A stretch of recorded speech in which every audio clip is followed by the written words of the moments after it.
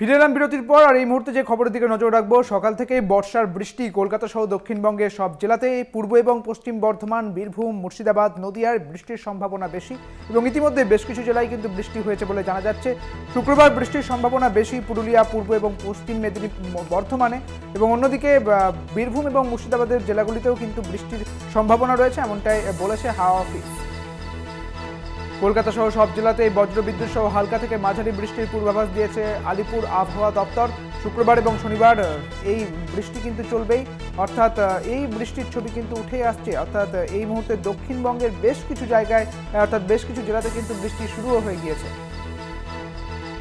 শনিবার fairly wide spread rain দক্ষিণবঙ্গে এবং রবিবার এবং সোমবার স্ক্যাটার্ড রেনের সম্ভাবনা রয়েছে।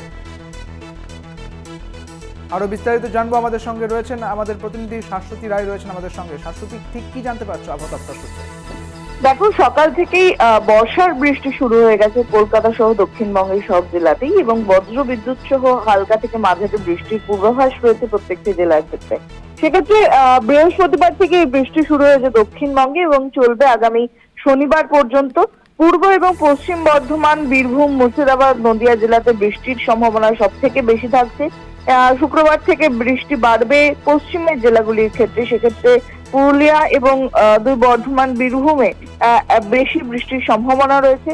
কলকাতা সহ সব জেলাতেই বজ্রবিদ্যুৎ সহ বৃষ্টি, এবং কলকাতা শহরের ক্ষেত্রে বিশেষত বৃষ্টির পরিমাণ কিন্তু হালকা থেকে মাঝারি থাকার সম্ভাবনা, এবং সারাদিন ধরেই এই বৃষ্টি চলবে বলে জানাচ্ছে আলিপুর আবহাওয়া দপ্তর। বৃষ্টি থাকবে আগামী কাল পর্যন্ত। সেক্ষেত্রে লাগাতার যে বৃষ্টির প্রেক্ষাপট তা কিন্তু আগামী সপ্তাহের আগে শুরু হচ্ছে না দক্ষিণবঙ্গের ক্ষেত্রে।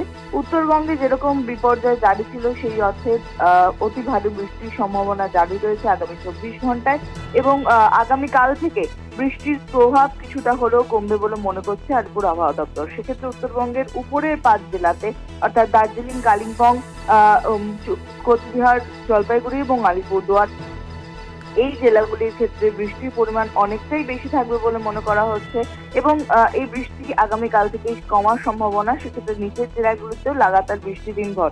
বজ্র বিদ্যুৎ সহ বৃষ্টির সম্ভাবনা কলকাতা সহ দক্ষিণবঙ্গের বাকি জেলাগুলিতে। সেক্ষেত্রে উত্তর 24 পরগনা, দক্ষিণ 24 পরগনা সহ উপকূলবর্তী জেলাগুলিতে বৃষ্টির তোর অনেকটাই বেশি থাকবে।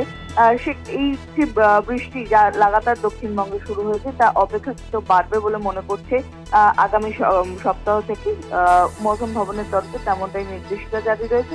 এবং 25শে জুলাইয়ের পর থেকে বৃষ্টির পরিমাণ স্বাভাবিক হবে। যে ঘাটতি রয়েছে এই মুহূর্তে দক্ষিণবঙ্গে বৃষ্টির, সেই ঘাটতি 25শে জুলাইয়ের পর থেকে পূরণ হবে বলে মনে করছে মৌসুম ভবন।